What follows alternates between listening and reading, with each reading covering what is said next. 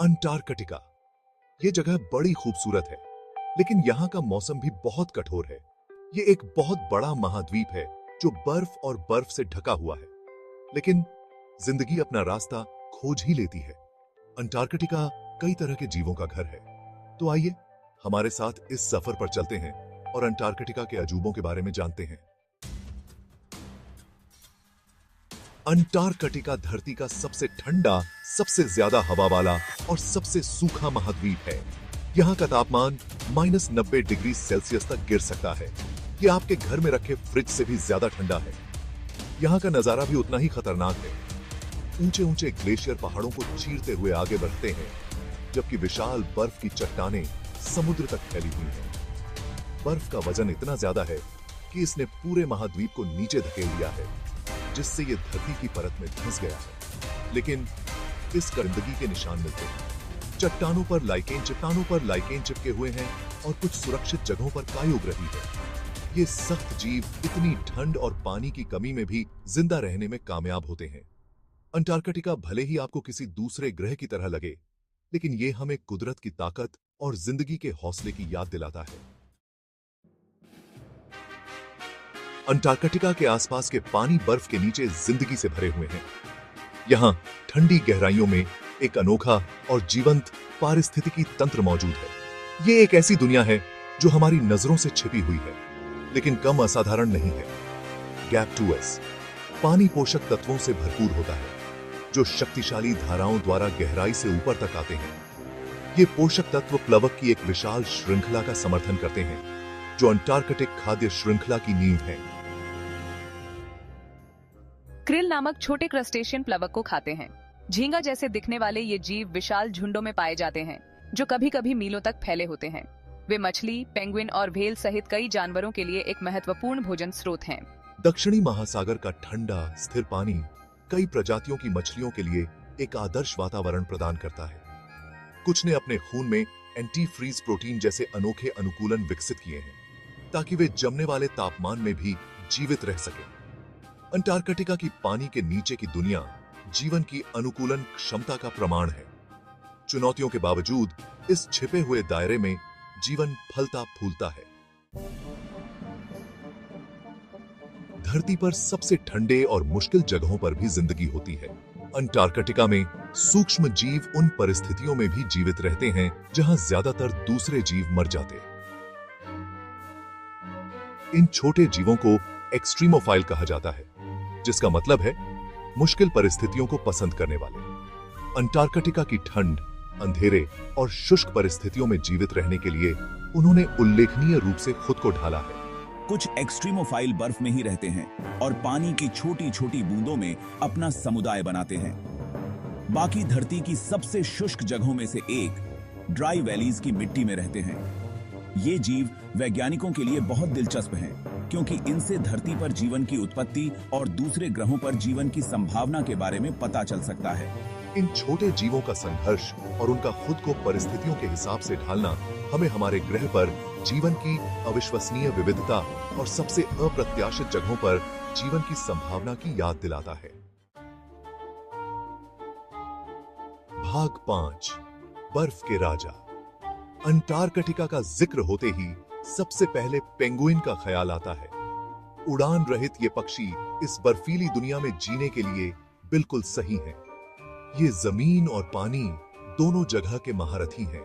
बर्फीले पानी में गर्म रहने के लिए पेंगुइन के पास मोटी चर्बी की परतें और पंख होते हैं।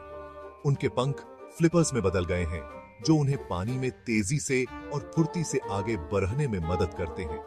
जमीन पर पेंगुइन आश्चर्यजनक रूप से फुर्तीले होते हैं। तेज रफ्तार के लिए अपने पेट के बल बर्फ पर फिसलते हुए ये चलते हैं। ये बड़ी कॉलोनियों में इकट्ठा होते हैं, जिनकी संख्या कभी कभी लाखों में होती है। पेंगुइन अंटार्कटिक पारिस्थितिकी तंत्र का एक महत्वपूर्ण हिस्सा है, जो खाद्य श्रृंखला में महत्वपूर्ण भूमिका निभाते हैं। उनकी हरकतें और खुद को परिस्थितियों के हिसाब से ढालना हमें हैरान और खुश करता रहेगा। भाग 6 दक्षिणी महासागर के विशालकाय जीव। पेंगुइन भले ही बर्फ पर राज करते हों, लेकिन दक्षिणी महासागर भेल का है।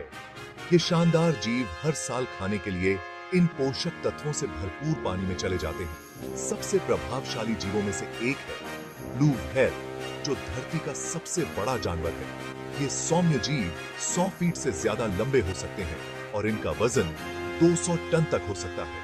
ये krill खाते हैं और अपने बेलन प्लेटों के जरिए पानी की भारी मात्रा को छानते हैं।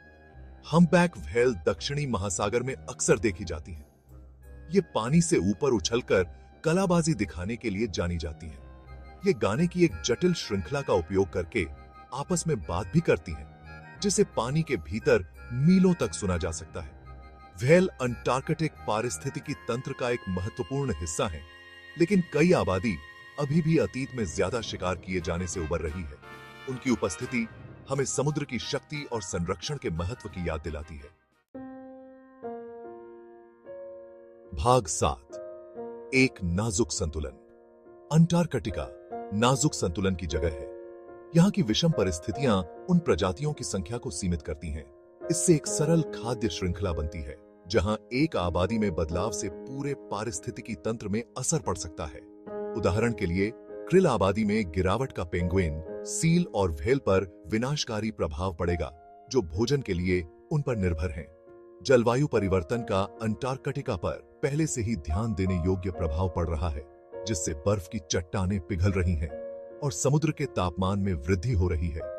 ये बदलाव इस अनोखे पारिस्थितिकी तंत्र के नाजुक संतुलन के लिए खतरा है। यह बहुत जरूरी है कि हम आने वाली पीढ़ियों के लिए इस जमे हुए जंगल को समझें और उसकी रक्षा करें। भाग 8, विज्ञान के लिए एक महाद्वीप। अंटार्कटिका को अक्सर विज्ञान के लिए एक महाद्वीप कहा जाता है। इसका सुदूर स्थान और प्राचीन वातावरण इसे एक आदर्श प्राकृतिक प्रयोगशाला बनाते हैं। दुनिया भर के वैज्ञानिक जलवायु परिवर्तन, भूविज्ञान और विषम वातावरण में जीवन के अनोखे अनुकूलन का अध्ययन करने के लिए अंटार्कटिका आते हैं। अंटार्कटिका विभिन्न देशों द्वारा संचालित अनुसंधान केंद्रों का घर है। ये केंद्र वैज्ञानिकों को उनके अनुसंधान के संचालन के लिए सहायताएं और सहायता प्रदान करते हैं।